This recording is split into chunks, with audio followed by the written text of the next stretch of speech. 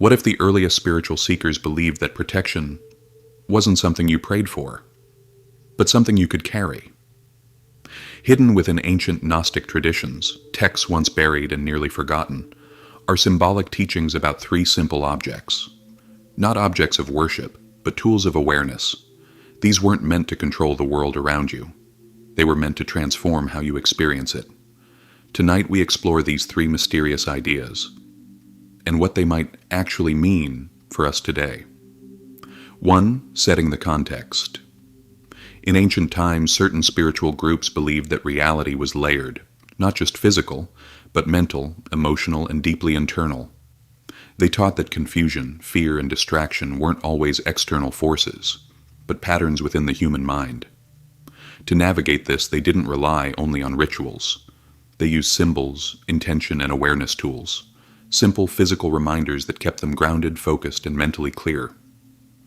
Over time, these teachings were lost, misunderstood, or hidden, but their core idea remains powerful. Sometimes the simplest objects can become anchors for clarity. 2. The first object, the stone of awareness.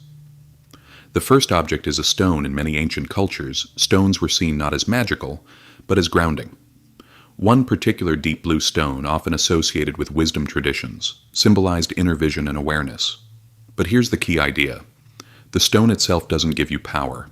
It reminds you to slow down, observe, and become aware. When someone carries a stone like this, whether in their pocket or as a pendant, it acts as a physical trigger, a reminder to pause, to notice thoughts, to question assumptions, and when you do that regularly, something changes. You begin to see patterns in your life. You become less reactive and more conscious, not because of the stone, but because it helped train your attention. 3. The second object, the written word. The second object is even simpler, a piece of paper, with words written by your own hand. Ancient thinkers believed writing wasn't just communication, it was intention made visible. When you write something meaningful, slowly and consciously, you're not just recording words. You're reinforcing an idea within your mind. Today we might call this affirmation journaling or cognitive focus, but the principle is the same. When you carry a written phrase, something that represents clarity, identity, or purpose, it acts as a mental anchor. In moments of confusion, doubt, or stress, it brings you back. Not because the paper has power, but because your mind recognizes what you chose to write, and that recognition cuts through mental noise. 4. The third object, the symbol. The third object is a symbol, simple, minimal, often geometric.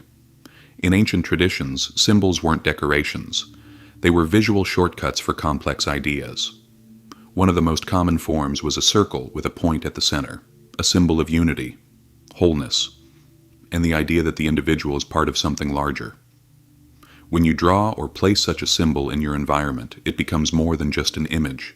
It becomes a reminder. Every time you see it, consciously or unconsciously, it reinforces a perspective, that you are centered, that you are aware, that you are not lost in chaos.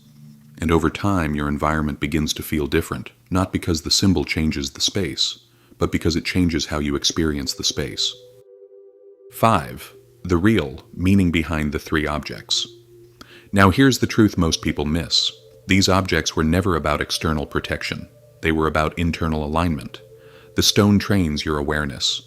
The written word strengthens your focus. The symbol stabilizes your environment. Together they create something powerful, clarity. And clarity changes everything. When your mind is clear, fear reduces, confusion fades, decisions become easier, and the world feels less overwhelming. 6. Why? These ideas still matter. Today.